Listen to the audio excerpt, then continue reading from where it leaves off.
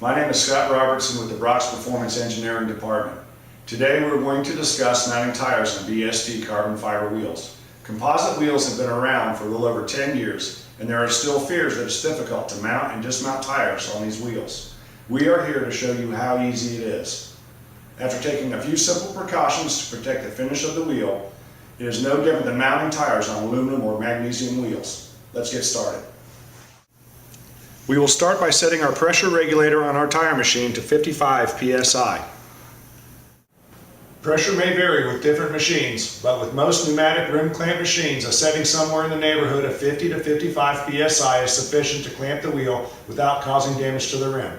Having the correct clamping pressure is an important step in mounting a tire. If there is too little pressure, the rim can spin or break loose during the mounting procedure. If there is too much pressure, the rim can be damaged as a result of the jaws clamping too tightly. Before mounting a tire to any wheel, it is very important to inspect the wheel for damage or any potential hazards. Inspect the rim bead surfaces to make sure they are clean and also free of any nicks, scrapes, or gouges previously caused by tire changing tools. Any irregularity of the rim bead surfaces can cause an air leak, which could lead to a potentially hazardous condition. Next, check the valve stem to make sure it is tight and the O-ring is intact with no cracks, splits, or bulges. Finally, on the inside of the wheel, inspect the silicone sealer around the valve stem, which acts as an additional sealant as well as an anti-vibration lock for the nut. Inspect the tire for damage to the beads. Any cuts, gouges, or scrapes can potentially cause an air leak. If there are any defects in the bead surfaces, do not use the tire. Replace it with a good one. We recommend using plastic rim protectors where the clamps contact the wheel. Even plastic-coated clamps can damage the surface of a BST wheel just as easily as they can damage magnesium or polished aluminum wheels. If you do not have rim protectors, they are available at brocksperformance.com. After the rim protectors are in place, clamp the wheel into position.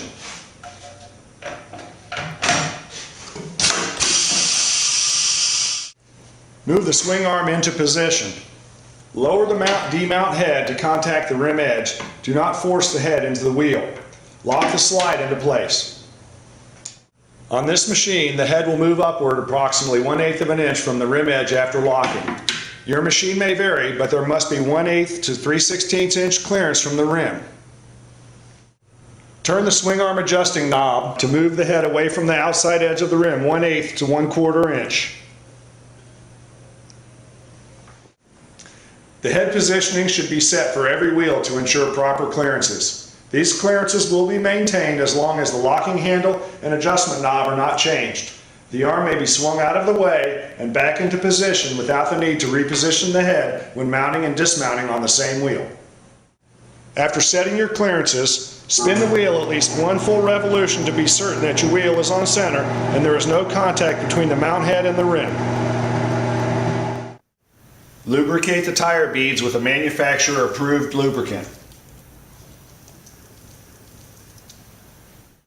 Align the rotation arrows on the tire with the rotation arrows on the wheel. Place the tire over the wheel and move the swing arm into position. Position the tire so the bead is above the rear extension and below the knob of the mount-demount head. Rotate the tire as much as possible by hand, keeping the bead in the drop center of the wheel. Finish the bead mounting by rotating the table. Mounting the second bead is the same procedure as the first. Position the tire so the bead is above the rear extension and below the knob of the mount-demount head. Rotate the tire as much as possible by hand, keeping both beads in the drop center of the wheel. Finish the bead mounting by rotating the table.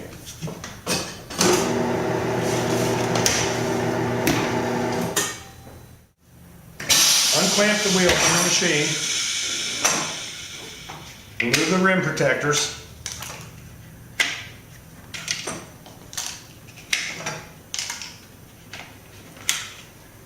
Place the wheel back on the tabletop.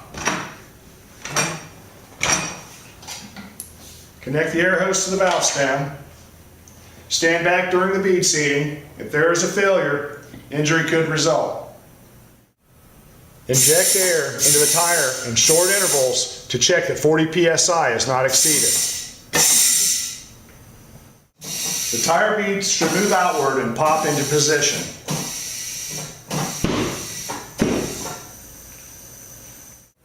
After seating the beads, install the valve core and inflate to the manufacturer's recommended pressure.